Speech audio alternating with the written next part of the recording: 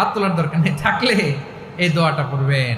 এক সাহাবীর নাম আবু উমামা, নামাজের ওয়াক্ত ছাড়া উনি মসজিদে যেয়ে বসে আছে। বিশ্বনবী বললেন, কিরে আবু উমামা, নামাজের তো ওয়াক্ত হয় নাই, মসজিদে কি?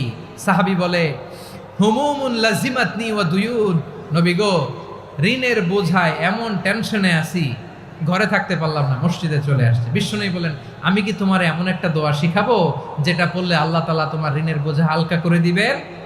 আবু উমামা বললেন, ইয়া রাসূলুল্লাহ, অবশ্যই শিখাবেন। বিশ্বনবী বললেন, তাহলে তুমি পড়বা, আল্লাহুম্মা ইন্নী আউযু বিকা মিনাল হাম্মি ওয়াল হাযান ওয়া আউযু বিকা মিনাল জুবনি ওয়াল বুখল ওয়া আউযু বিকা মিন গালাবাতিদ দাইনি ওয়া কাহরির রিজাল। ও আল্লাহ, তোমার কাছ থেকে দুশ্চিন্তা থেকে পানাহ চাই, কৃপণতা, ভীরুতা, অলসতা, কার্পণ্যতা, এই সব কিছু থেকে, মানুষের কঠোরতা, আমার উপর মানুষের আধিপত্য এবং ঋণের বোঝা থেকে পানাহ চাই।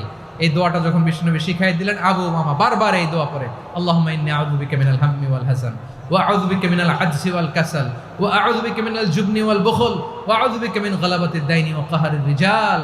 আবু উমামা বলে, এই দোয়া আমি পড়তে লাগলাম। কিছুদিন পরে দেখা গেল বিশ্বনবীর শেখানো এই দোয়ার বদৌলতে আল্লাহ তাআলা আমার সব ঋণ পরিশোধের ব্যবস্থা করে দিয়েছেন। পড়বেন।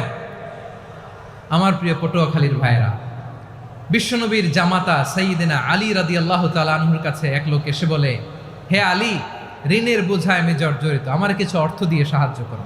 সাইয়্যিদিনা আলী রাদিয়াল্লাহু তাআলা আনহু বললেন, আমি কি তোমার এমন একটা দোয়া শিখাবো যেটা বিশ্বনবী আমাদের শিখিয়েছেন? এই দোয়া যদি তুমি পড়ো, লাউ কানা আলাইকা মিসলু জাবালিন কাবীরিন দাইনান আদাল্লাহু আনকা, পাহাড় পরিমাণও যদি ঋণের বোঝা হয়, আল্লাহ এটা পরিশোধের ব্যবস্থা করে দিবেন। ছোট্ট একটা দোয়া বিশ্বনবী শিখালেন, বললেন, তুমি পড়বা, আল্লাহুম্মা কফিনি বিহালালিকা আন হারামিকা ওয়া আগনিনি বিফাদলিকা আম্মান সিওয়াক। মুখস্থ আছে? হ্যাঁ, আছে।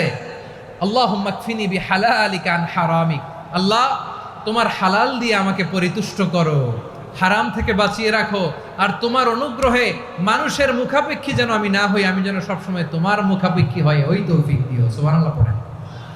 এই দোয়া বেশি বেশি পড়লে ঋণের বোঝা হালকা করে দিবে কে? তাহলে প্রিয় ভাইয়েরা, বিপদে পড়লেই প্রথমে কি পড়বেন? পটুয়াখালী ভুইলা গেছে।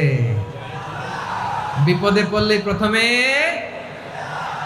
ইন্না লিল্লাহ কি বলে নিজেকে আল্লাহর কাছে সঁপে দিতে হয়? হাসবুনাল্লাহ। চরম বিপদে দেয়ালে পিঠ থেকে গেছে, তখন লা ইলাহা ইল্লা আনতা সুবহানাকা ইন্নী কুনতু মিনাজ জালিমিন। এরপরে লা ইলাহা ইল্লাল্লাহুল আযীমুল হালিম, এই দোয়া। আকস্মিক বিপদ, হঠাৎ যেন কোনো বিপদ আমাকে পেয়ে না বসে, এটার জন্য বিসমিল্লাহিল্লাযী লা ইয়াদুররু মা ইসমিহি শাইউন ফিল আরদি ওয়ালা ফিস সামাই ওয়া হুয়াস সামিউল আলিম। সকালে 3 বার, রাতে 3 বার। আর মারাত্মক tension, hyper tension, anxiety, depression থেকে বাঁচার জন্য 2 দোয়া, ইয়া হাইয়্যু ইয়া কাইয়্যুম, ইয়া হাইয়্যু ইয়া কাইয়্যুম, মনে থাকবে? আর আল্লাহুম্মা ইন্নী আবদুক, এই দোয়া। ঋণ থেকে বাঁচার জন্য 2 দোয়া, আল্লাহুম্মা ইন্নী আউযু বিকা মিনাল হাম্মি ওয়াল হাযান, এটা। আর আল্লাহুম্মা কফিনি বিহালালিকা আন হারামিকা ওয়া আগনিনি বিফাদলিকা আম্মান সিওয়াক। আর সব সময় পড়ার জন্য একটা আমল দিয়ে যাই, উঠতে বসতে, অফিসে যাচ্ছেন, অফিস থেকে ফিরতেছেন, বসে আছেন, শুয়ে আছেন, ছোট্ট এক শব্দে আমরা যেন বেশি বেশি পড়ি, আস্তাগফিরুল্লাহ। আওয়াজ করে আমার সাথে পড়ুন, আস্তাগফিরুল্লাহ। আবার পড়ুন, আস্তাগফিরুল্লাহ। আল্লাহ রাসূল সাল্লাল্লাহু আলাইহি ওয়াসাল্লাম বলেন, মান লাজিমাল ইস্তিগফার, যে সব সময় এরকম ইস্তিগফারের সাথে লেগে থাকে, জাআলাল্লাহু লাহু মিন কুল্লি দীকিন মাখরাজা, আল্লাহ তাআলা তাকে কোনো বিপদে আটকান না, সে জীবনে আটকাবে না, যে কোনো বিপদে আল্লাহ তার রাস্তা বের করে দিবে। Way out, you will get a way out and solution. সুবহানাল্লাহ। ওয়া মিন কুল্লি হাম্মিন ফারাজা, দুশ্চিন্তা মুক্ত হবে। ওয়ারযুকহু মিন হাইসু লা ইয়াহতাসিব, এমন জায়গা থেকে আল্লাহ রিজিকের বন্দোবস্ত করবে যেটা সে কল্পনাও করে নাই। আওয়াজ করে পড়েন সুবহানাল্লাহ। তাহলে মনে থাকবে আস্তাগফিরুল্লাহর কথা। সব শেষ কথা বলবো, সব শেষ।